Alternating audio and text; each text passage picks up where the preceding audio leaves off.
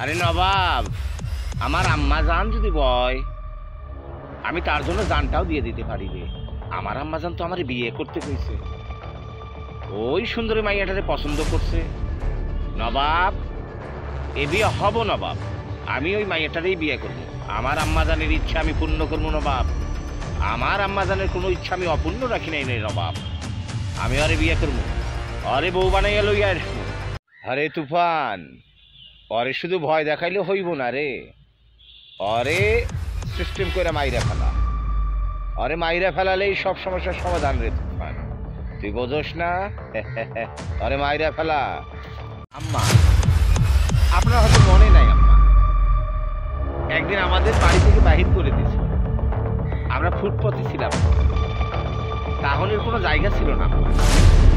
আম্মা দেখেন, আজকে আপনার পোলা বাদশা এই রাজপ্রাসাদ আপনার জন্য তৈরি করছে।